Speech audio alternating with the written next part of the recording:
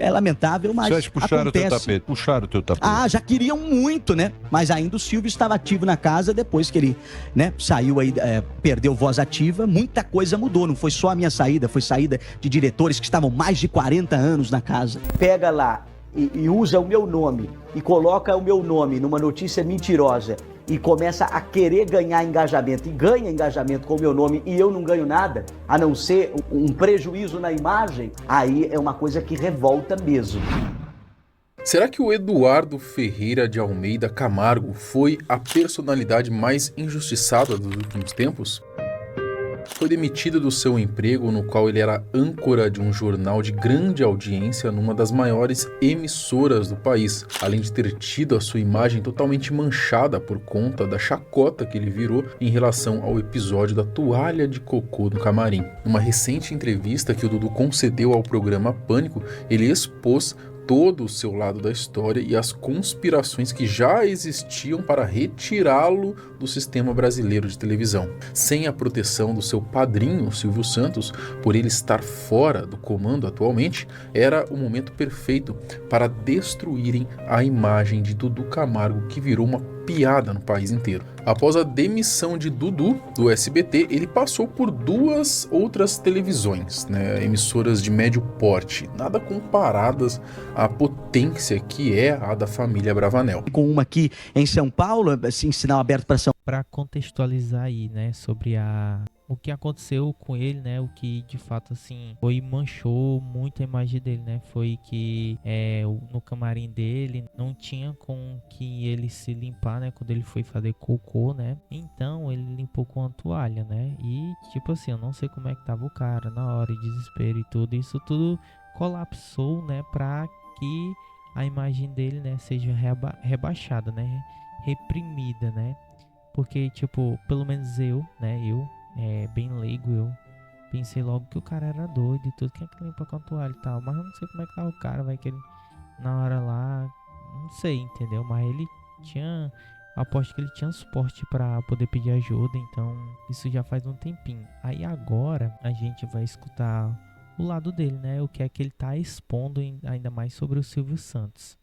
E se você tá aí assistindo o vídeo até agora, não custa nada deixar o like e se inscrever no canal. E valeu! São Paulo e Campinas, depois recebi o convite de uma outra televisão que ela era afiliada a SBT e Band uma época, depois ela despontou para virar independente e hoje ela tem mais de 18 afiliadas pelo Brasil. Fica claro para todos nós que não existe uma estabilidade em nenhum emprego, seja qual for o seu cargo ou a sua ocupação. E é por isso a importância de sempre criarmos diversas fontes de renda, né? Bom, o Dudu, ele deixou claro que o Silvio, infelizmente, não tem mais voz ativa dentro do SBT e por isso não conseguiu interferir na demissão dele. O Silvio ligou perguntando da minha pessoa, mas o Silvio não tem mais voz ativa, nem na televisão, nem nas empresas do grupo, infelizmente. Não saiu um pouquinho do comando, ele saiu completamente, não tem mais voz ativa. Isso é uma pena, né? E nos leva a outra questão, inclusive a do futuro do SBT. Será que uma das emissoras mais antigas do país vai ceder suas obras tradicionais de décadas para atender a essa nova geração com programas mais geração millennium, né? Como os da Virgínia Fonseca? Inclusive, vale um vídeo aqui no canal só da gente falar desse possível futuro do SBT, tá? Quem é o marido ou namorado de amiga sua que mais te dá tesão? Geralmente acho o André uma das coisas mais... André Marques? A putaria saiu do controle. Ele também explana que desde a primeira semana que ele pisou no SBT, já não foram aí com a cara dele.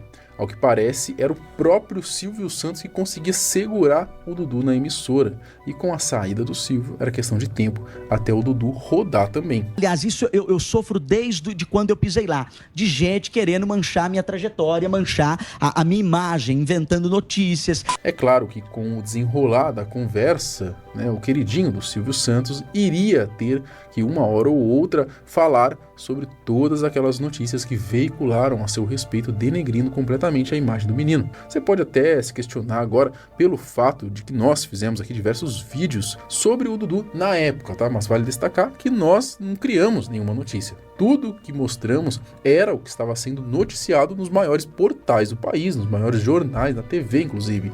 Enfim, o Dudu afirma que todas essas notícias foram falácias orquestradas que armaram sobre ele. Você acha que plantaram uma notícia? Várias. Em toda a minha trajetória, de eu olhar pra televisão ou ver a repercussão na internet e falar, meu Deus, da onde tiraram isso?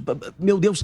Dudu conta que a intenção dos diretores que não gostavam dele no SBT não era só de tirá-lo de lá, e sim de manchar a imagem do menino a ponto dele não conseguir emprego em lugar nenhum. É fato que se o Dudu tivesse saído de uma maneira mais comum do SBT, por conta própria ou simplesmente porque acabou o contrato, ele certamente seria contratado por uma Band ou uma Record aí da vida. Infelizmente, ele só conseguiu trabalho em TVs menores, justamente porque a sua imagem saiu manchada de fezes do SBT. Aí ele brincou, né, o Marcelo Nielos, manchado de fezes, né? Mas assim, se eram falácias, né? O Dudu era pra pelo menos ter se retratado, né? Falando que era mentira e tudo, pelo menos para deixar registrado. Eu não sei dizer se ele ficou com muita vergonha, né? Na época, mas como era a imagem dele, né? O ganha-pão dele ali, né? A imagem dele, a postura dele, ele tinha que ter falar, entendeu? Ter falado alguma coisa. Aí como ele não falou, né? Aquela frase, né? Quem cala, consente. Querendo mesmo, a intenção não era só demitir o Dudu, era manchar a carreira do Dudu. Você pro Dudu processou não alguém? conseguir emprego em lugar nenhum. Quando aconteceu todo esse imbróglio do Dudu sobre ter cagado no camarim ou não, muitas pessoas começaram a especular, inclusive, sobre a saúde mental do menino, até porque ele ficou muito Eu fui um desses. tempo sem aparecer em lugar nenhum, nem mesmo no seu Instagram ele deu uma palavra sequer. Sendo assim, grande parte do público começou a se questionar se ele estava deprimido por toda essa situação.